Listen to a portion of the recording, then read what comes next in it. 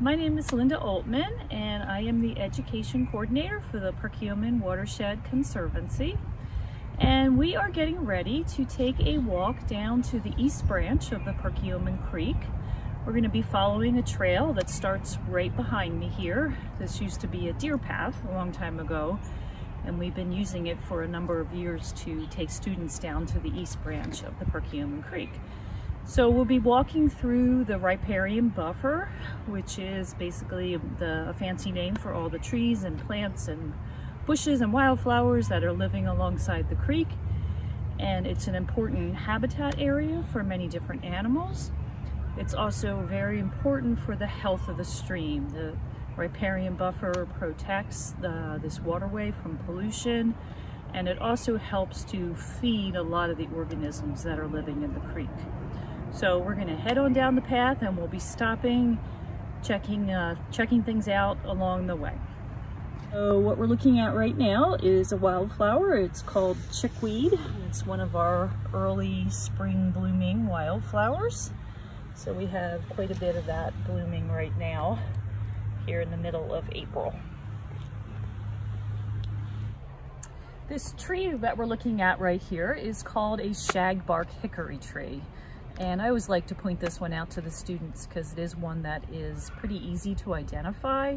It is a native tree, and you can see where it got its name because the bark kind of comes off the tree and kind of curls up, giving it a very shaggy appearance.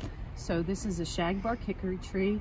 It is a native, and it does produce an edible fruit, which is important for the wildlife living in the riparian buffer. Dead tree here.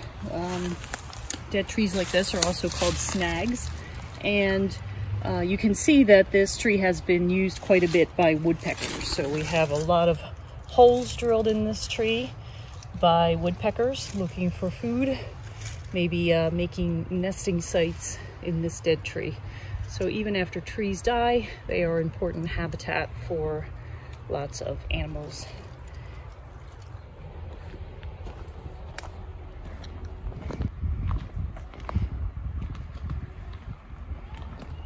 Still near the top of the trail here, and we're stopping to take a look at the East Branch Creek below us.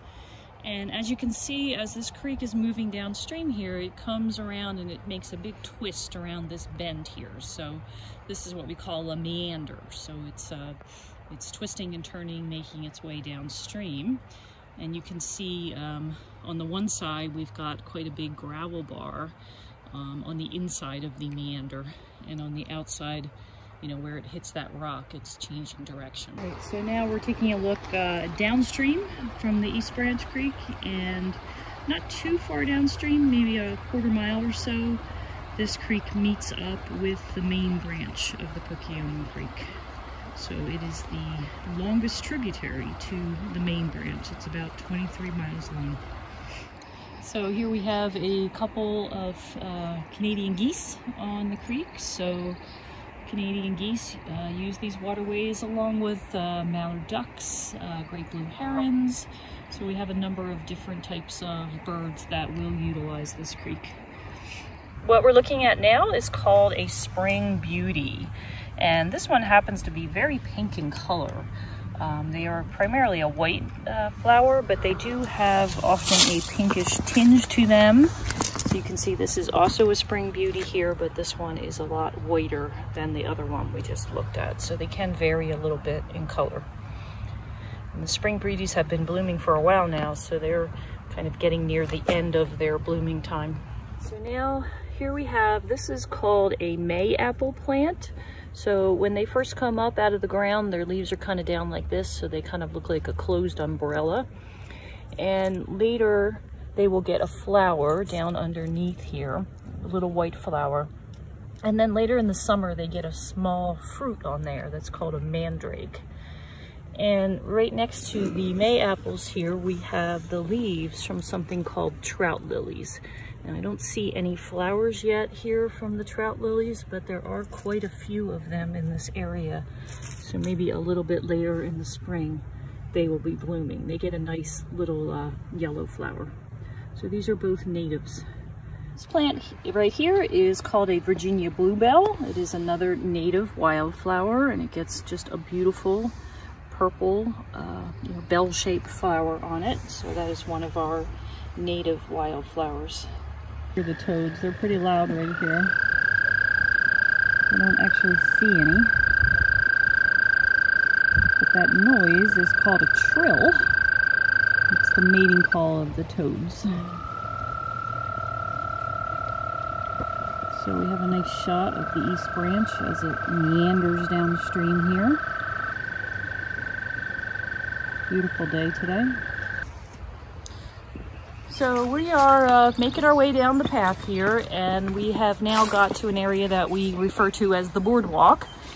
And so this wooden path was built for us by a group of Boy Scouts to help us maintain this path here. We are now in the floodplain of the East Branch Creek. So sometimes when we get a lot of rain, the water will come up from its normal level and can flood this entire area. Now the yellow flower that's blooming all around us is something called lesser celandine. And unfortunately, this is an invasive species. And the reason that it's a problem is because it grows and it forms a very thick, dense mat that makes it very difficult for the native wildflowers to come up in between it. So it basically crowds out our native wildflowers, and it has become a problem, all over this area. It's pretty widespread. Here in the mud, we have a nice footprint from a deer. So we do have a lot of white-tailed deer in this area, and we often see their footprints in the mud here in the trail. I also wanted to point out these big, thick, woody vines over here that are wrapped up around this tree and then draping down. These are all grapevines, so they will get actual grapes on them later in the summer. So they're another important member of this riparian buffer.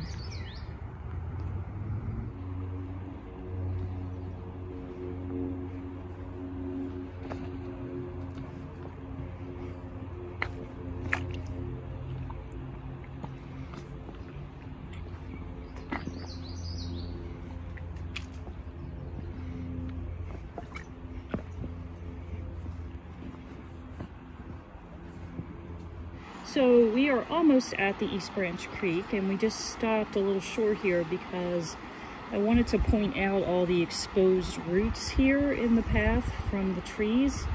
So this is evidence of erosion. So every time the creek floods and comes over its banks, it takes a little bit of the soil away with it. So certainly these trees are helping to stabilize the stream bank, but erosion is a natural process and it will occur every time the stream floods.